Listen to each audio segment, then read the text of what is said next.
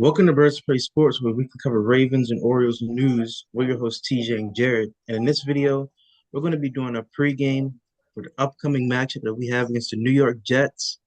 A game that if we win, we'll be 6-5 on the season. It'll be our first time above 500 for the year. So it'll be trending in the right direction in terms of making the playoffs and potentially winning the AFC North. And so to just get started into this video. Um, I would say tomorrow she should get the job done. I don't want to sound disrespectful and say that it should be an easy win, because it's even any given Sunday in the NFL. But we need to get the job done tomorrow. We Sunday. can't have a game like what was that? It's Sunday. Oh, Sunday. Mine's Wish it already was on tomorrow. Saturday. I wish it was tomorrow. Working for the weekend. Yeah, yeah. You got to get the job done Sunday, and we can't have another game like the Browns game, where the O line is just not playing consistent, is letting Lamar get sacked, 5 times. I think he got sacked 5 or 6 times in that game. It was unacceptable, and they have some pretty good pass rushers like Jermaine Johnson. They have some very low key guys, but he's really the only one I know of because we were in talks to potentially trade for him. But I would just say we need to win the trench battle. And I feel like this is a good matchup to sort of, allow the guys to get their confidence back up. hmm Derrick Henry, I feel like he should have a good game tomorrow. I feel like Keaton Mitchell should have a lot of good runs tomorrow. I feel like overall running game should really, be rejuvenated, even though they kind of had a good game against the Browns. And I would also say, on the defensive side of the ball, I feel like we should lock them down. I really do. You said that before we started, Garrett Wilson isn't playing. They obviously don't really have anybody on offense besides Brees Hall, so we can just stop him. I feel like it should be a comfortable win. I'm trying my best not to sound disrespectful here, but this is this is one of the easiest games of the season that we should win. There shouldn't be no play around. There shouldn't be nothing like that. It Yeah. should be easily 30-3, and I'm being serious. So I would just say just both sides of the ball. I'm expecting, consistent, sound football. So what are your thoughts about Sunday's game against the Jets? Yeah, I mean, just to put it in more disrespectful terms than how you've been saying it, we should kick their ass. If we're being honest, I'm always on here trash talking the Jets as well. Like they're always my scapegoat. When I'm talking about bad teams and like they need to back me up here. Because if we lose all them freaking clips, that I've said before about the Jets, it's gonna look stupid. So. But no, there's no factors. There's no like it's not AFC North team. They don't have like that guy on the defensive front that scares you. I mean, they like you said they had what was his name? Who was their pass rusher that you said? Maine Johnson? Ryan Johnson, yeah, and then they have Will McDonald, I believe, as well. Oh yeah, they have one. So those are really the only two guys I know in the defensive front. They got rid of Quentin Williams. They got rid of Sauce Gardner. That's not a defensive front guy, but you get the point. They got rid of a lot of their guys, and if they're telling me their cornerback wants Brandon Stevens, then Lamar should have a Jackson 10. In all seriousness. So yeah, our offense, I think, needs to find a groove in this game. These two games versus the same in the same week. Funny enough, Sunday and Thursday, they need to be get right games for the offense. I can't speak for the defense. If Burrow's playing on Thursday, but the defense has been doing good. The offense has been the side of the ball that's really been slacking. When it comes to their production wise, they've been getting the job done enough, but like it still feels like they're leaving a lot on the field. They're leaving a lot of points on the board. I mean, we could have blew out the Vikings worse than what it looked like. I mean, that game should have been 27-13 final score in my opinion, but it wound up being 27-19. But it could have been like 42-13 or something like that. Same thing with the Browns. I mean, we put up only 23 points. We could have put up 30 plus. All those issues that we're having that we didn't have last year, we're having this year. And obviously our offensive line has gotten progressively worse. And I'm just gonna be honest, with you and with anybody watching, if there's no changes made to the offensive line this week, then don't expect it at all. If Falele, Voorhees, Rosengarten, Linderbaum, and Stanley are the five out there, barring any injury, those are gonna be the fives that would start a playoff game for us if it started next week. So I really feel like this would be a perfect time to throw in Emory Jones, Ben Yeah, Cleveland, Carson Vincent, whoever you want to throw out there, guard or tackle, whatever, and experiment. This is, I mean, I know we can't really play around too much, but we're in week, what is it? We go 6-5, so that's week 12 already, right? So yes. it's week 12 now. You can't just change week 15 or whatever. You can't say, oh, Emory Jones, we're gonna play the Buffalo Bills in the wild card round. Go start your first career NFL game. Like you can't expect that. So in my opinion, I would have liked to see them rotate guys, but I heard that George Warhop just didn't want to do that, so that's just why it never happened this year or last year since he's been the offensive line coach. I think that was something that Joe D, kind of did, to keep our guys fresh, but George Warhop, is not a fan of that apparently, and he doesn't want to do that. And I was watching a video talking about him, like the thought when he's been the offensive line coaches for certain teams, their offensive lines are usually bottom of the league. So, you know, I don't know why we're obsessed with guys, coaches with a bad track record, after a certain amount of time, like, I mean, don't you think we want to stay away from that? But that's a conversation for a whole other video in all seriousness. But to get back on topic with the Jets, like I said, they lost a lot of guys at the trade deadline. This needs to be a get right game offense if you're starting the same five, offensive linemen. And honestly, like you said, sell out for Brees Hall and cover the receivers. I mean, who is even the receivers? Adonai Mitchell, he had a drop fest in New England on Thursday or last Thursday or whatever. So that's something, that like we shouldn't have to come here and talk like, oh, we won 21 to 17 or something like that. If that's the case, I'm actually going to be more upset than happy, I think the Browns game is almost, um I don't excusable or there's some reason for for to point not point. I'm trying to figure out the right word I'm trying to say here, but it was an AFC North game. There was a good defense. A lot of people don't give that defense the credit just because of that shitty offense they have. And that's why I think our offense looked terrible. I mean, I don't think any offenses look great playing them. I guess no, I was gonna say Tua did, but that was thinking about I'm thinking about another game. I think he threw like 4 picks that game. So like that. So there really is no guy that scares you in the Jets, defensively or offensively. Tyrod's playing, we're playing another former quarterback. If Burrow doesn't play Thursday, then we're playing Phil Flacco as well. So we might play with our two old quarterbacks. We won the Super Bowl. So that'd be kind of crazy. But yeah, you have to win this game because if we were to lose this game, this is like that's irreversible damage to me. Yeah, and just to mention, you mentioned Adonai Mitchell. I remember during training camp or in the preseason, he was tearing us up. In that one clip that I saw when he was with the Colts still. So, hopefully we've learned from that. I think it's a good thing that we faced him very early on. So we know his skill set and what he could do, and how we could play him better in a real Right. actual game. So hopefully, we don't allow him to break out because honestly, he shouldn't.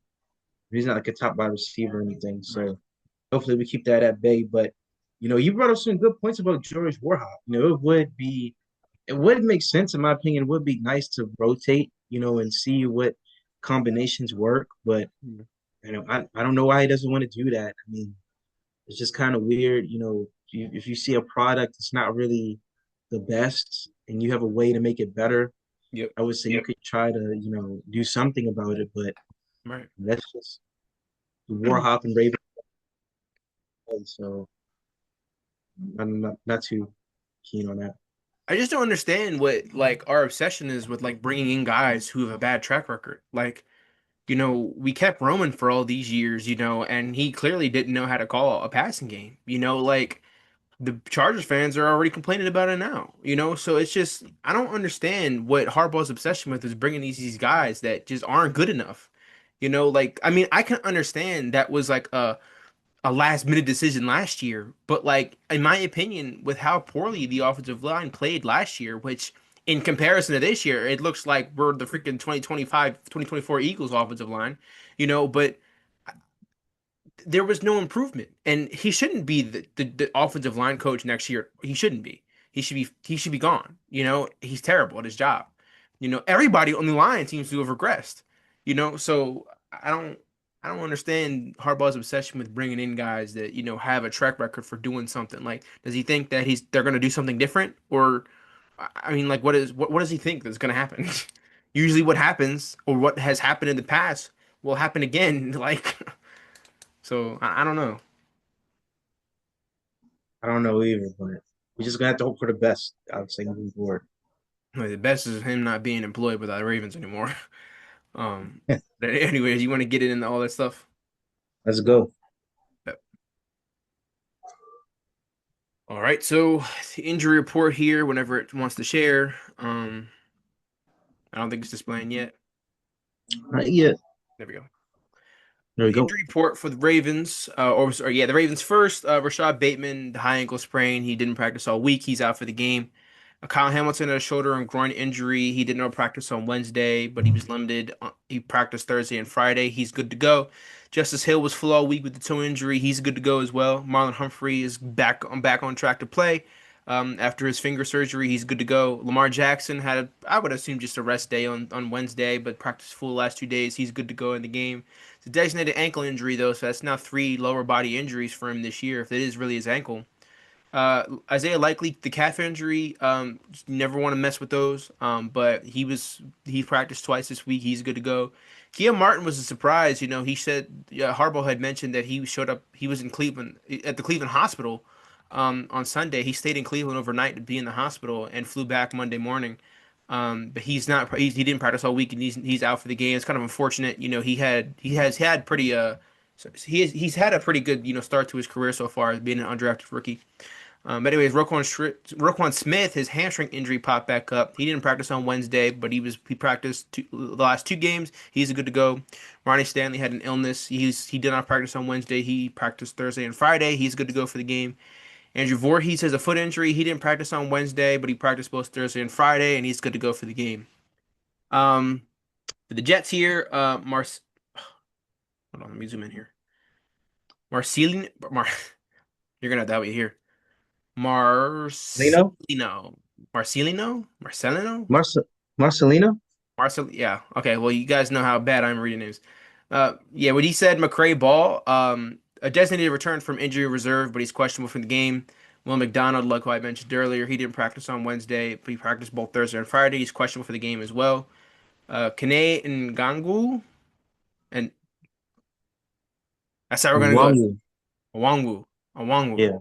I should take my time in actually reading names. He had a hamstring injury. He showed up in the injury report on Thursday, but was limited on Friday. He's questionable to go. Harrison Phillips has a foot injury. He didn't practice on Wednesday. He was limited Thursday and Friday. He's questionable for the game. And the last two, um, they are off the injury report, and they're both good to go for the game on Sunday. So I wonder if this is made by the Ravens. Anyways, for the New York Jets offense here, their offense ranks 25th with 20.9 points scored per game. They average 281.5 yards per game, which is 29th in the league. They average 0.352 points per play, which is 22nd in the league. They average 4.7 yards per play, which is 29th in the league. Their third down conversion percentage is at 36.64%, which is 25th in the league. Their fourth down conversion rate is at 50%, which is 21st in the league. Their red zone scoring touchdown percentage is at 52.17%, which is 23rd in the league. They average 2.1 touchdowns per game, which is 25th in the league. Their rush play percentage, they run the ball 47.55%, which is fifth in the league. They average 5 yards per rush, which is third in the league. They average 28.2 rushes per game, which is ninth in the league. They average 141.6 rush yards per game, which is fifth in the league.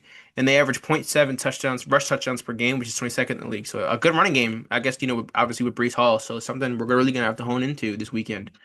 Um, their passing game, though, is where it really reeks. Their pass play, so they throw the ball 52.45% of the time, which is 28th in the league. Their completion percentage is at 62.55%, which is 24th in the league. They average 6 yards per pass, which is 30th in the league. They average 27.5 passes per game, which is 30th in the league. They average 139.9 pass yards per game, which is last in the league. They average their interception throwing percentage is at 1.45%, which is eighth in the league, and their QB sack percentage is at 11.58%, which is last in the league. So get to the quarterback, guys, and make sure that Tyrod Taylor has an uncomfortable day. So you can go ahead and read off the defensive statistics for the Jets here. Well, yeah, and they also have a hard time throwing for over 100 yards too. I've noticed sometimes. Yeah, I think like just feels like multiple games under five, like 100 yards passing. Yeah, but going on to the defense, opponent points per game is 26.8, which is 27th in the league.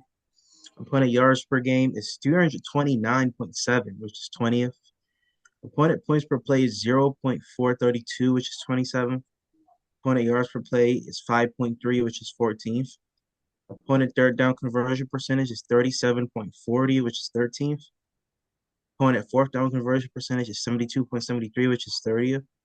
Opponent red zone scoring percentage, touchdowns, is 58.33, which is 13th. And opponent touchdowns per game is 2.9, so basically three touchdowns is 23rd. Now going on to their rushing statistics, opponent rush play percentage is 48.47. That is 29th. Opponent yards per rush is 4.3, which is 20th. Opponent rushes per game is 30.1, which is 29th. Opponent rush yards per game is 130.9, which is 23rd. The opponent rush touchdowns per game is right at one, which is 19th. So we should be able to run the ball, pretty Yes, effectively. we really Keep should that. be. Passing statistics for the defense. Opponent pass play percentage is 51.53, which is fourth. Opponent completion percentage is 63.58, which is 10th. Opponent yards per pass is 7, which is 16th. Opponent passes per game is 30.2, which is 10th. Opponent pass yards per game is 198.8, which is 12th. And opponent interception thrown percentage, I mean, it doesn't have anything there. It's dead last, so I guess they don't Oh get a lot yeah, of I don't think they've interceptions. caught a pick this year. Wow. Wow, that's actually crazy. Okay. Wow. That explains a lot. But sack percentage is 5.63, which is 25th. Yeah, if I'm not mistaken, we're gonna just have to spoil it here and look at their defense just to make sure. Nope, no picks. And I guess Sauce doesn't have any. We better not be the first one I to know. You know what's never pick. crazy? We did that with the Commanders last year. They didn't have I a mean, pick going to that game. that was early on game, so we can kind of excuse that, but I get what you mean. Yeah, but everybody be doing bullshit tip pass like Rosengard move your big ass head out of the way. Keith Mitchell can't catch the damn ball. Mark Andrews don't have the dropsies this week. Like don't be playing around. Nope. Because if we're the first and only, I don't even know this anymore. Anyways, their starting quarterback for the Jets will be look how many look at Brees Hall. He's up here.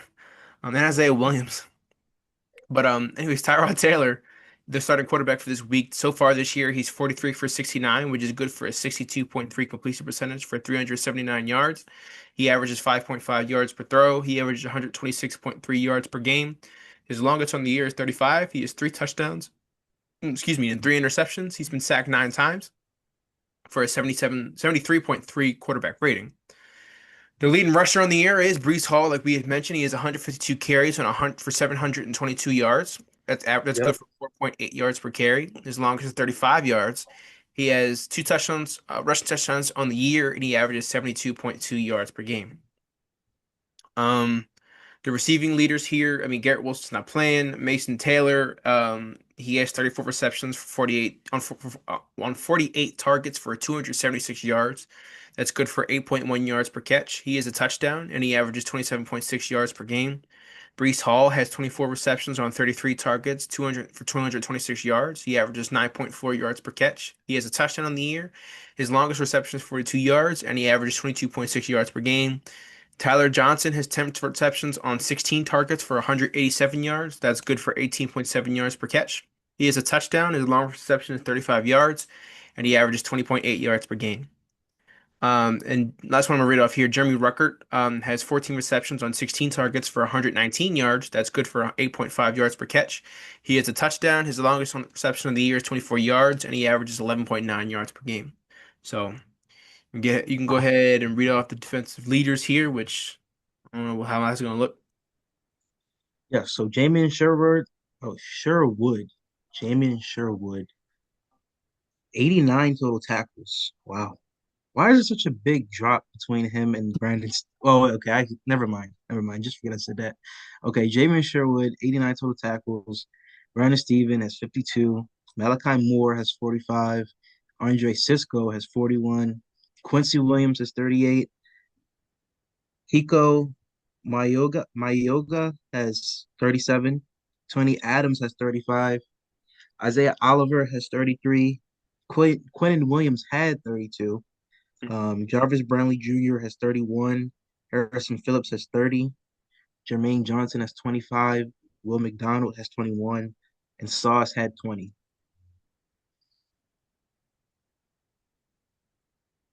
Mm. Sats, Will McDonald has 7.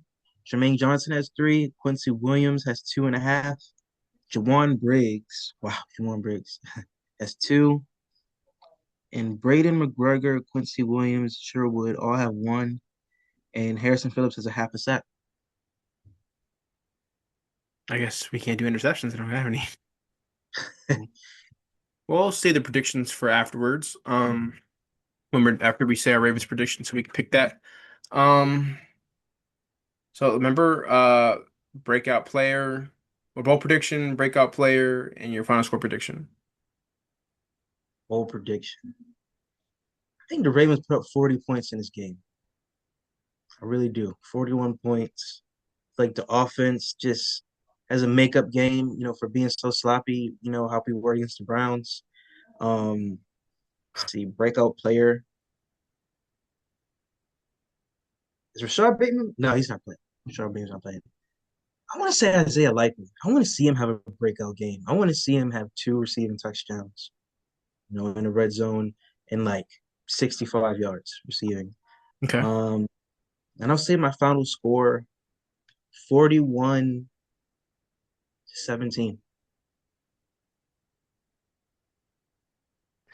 Okay. Well, my bold prediction isn't even really a statistical one. It's that I think we see a different offensive lineman out there starting one of the five. That's my bold prediction. I think it's gonna be Emory Jones. My breakout player. Nice. Um, huh? What you say? I was saying that would be nice to see him out there. Oh yeah, oh, yeah. I think Trent Simpson gets 2 strip sacks on Sunday. That's really yeah, that's more of a bold prediction than a breakout player. But because he's been rushing the edge pretty well, since Teddy Buchanan's kind of taken over linebacker too, and he's done great, so far over the season. And I have the Ravens. You had him at 41-17. I have him at 41-7. So that's my I have real ass whipping on Sunday. Hey Ravens, you got to at least score 41 points according to both of us. So, let's Yep. get that done. Yep. Share my screen Shouldn't one be more anything time. less. Let me share my screen one more time so we can make our predictions around the league. We both picked the Bills to win, and of course, those fuckers lost. So, I guess that's Good more thing of they a good lost. thing. I was like, a good Yeah. thing. Anyways, so you can go ahead and predict now. I'll let you go ahead. I think the Chiefs are going to beat the Colts. I think the Bengals are going to beat the Patriots. Really? I think That's a the shit fest, ooh, man. I think the Raiders are going to win that game. Actually, That's a real bad game. Bears, I always want the Bears to win. Yeah, that is a terrible game. The Seahawks to win, even though I don't trust in Sam Darnold at all. 4 interceptions last week is crazy. Jaguars. No, actually, the Cardinals. I think the Cardinals. Wow. Um, Packers. That's not fair. How did they get the 7th spot when they fought to whatever? Well, I see what you mean. Yeah, the Lions. I mean, ass whooping. Um, I want to say the Saints are going to win that game. Actually, Kirk Cousins. I think the Cowboys are going to win that one. Rams look like the best team in the league right now, and the Niners. So, Great. So I'm gonna go with shocker here. I'm gonna go to the Colts. Which I shouldn't have done that, but I'm gonna go Pats. I'm gonna go Browns. I think Steelers win. Fortunately, I think the Jags win. Falcons, Eagles. I think that this is the upset of the week. right here. I think the Bucks beat the Rams. That's my predictions right there. So hopefully I'm 100%. I went 10-5 last week. So since you didn't get a chance to do it last week, this week counts for double. So if you go 10-5 this week, you'll be 20-10 just to catch up. Well, hopefully the teams get it done. Hopefully the Steelers lose. It's the biggest thing right there. We get that dub, you know. Yep. But I just want to say, I do hope moving forward that the Ravens are more willing, to change their mindset, towards the line. It would be nice to see Emory Jones out there, at least get some, type of real game experience and, see what he can bring to the table, going into the next, season, because obviously they have big plans for him. Mhm. And if he pans out, then that's that's less of a guy that we have to potentially spend money on in free agency and use a draft pick on. So Yep. hopefully the Ravens can actually find that out. But that's just my last thought. About the Ravens and this game and for this video. You have any last thoughts? Look, Emory Jones could literally be average, and we'd crown him as a saint. Like that's all that we need at this point. To really make a Super Bowl run is average guard play. But Yeah, who knows what Warhop's teaching him? But my real last thought is we haven't really gotten or we haven't really like praised our kickers like Loop or Stout on here, and I always forget like we're in the middle of the video, but like shout out to Loop this year. He's made some big kicks over the last few weeks. And even Stout, he's made some big punts as well. So those are two guys that are kind of flying on the radar for us this season, especially, with the rookie kicker. But I think Loop has really settled in. yeah. It's how he's trying to play his way into a new contract. Yeah. So I think he it's deserves looking it. good so far. Yeah, Mhm.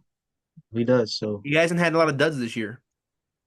yeah, he's definitely learned a lot. Maybe he's been talking to Sam Cook, or whatever he's been doing, but it's working. So hopefully he gets that new contract and keep him As around. long as Loop doesn't talk to Tucker, then we're good.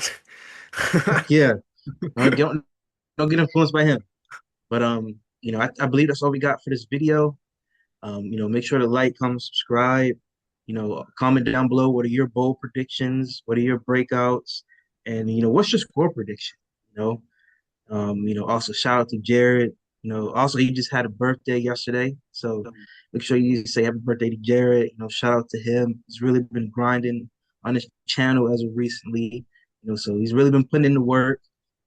He's trying to catch it to me with those game predictions, but this week I'm gonna double up, so he won't get there too close. You don't even know if Just you're playing. ahead yet. Yeah, I haven't even added them up. You could be down for like I just know. add it up I after this. I want to I see. just believe. I just believe. But shout out to him.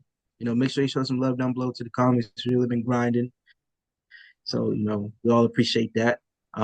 Also, make sure you check out our social medias, our Instagram, our TikTok, and our Twitter. We're gonna have some, very special footage on there. We're gonna go to the Patriots game soon, so it's gonna be flooded on there with the shorts and everything. And also check out our second channel, Casual Cinema. We're gonna be seeing a new Avatar movie soon, so that's gonna be up on there. We got a lot of good stuff coming. So, Birds Play Sports, and we're out. We're out.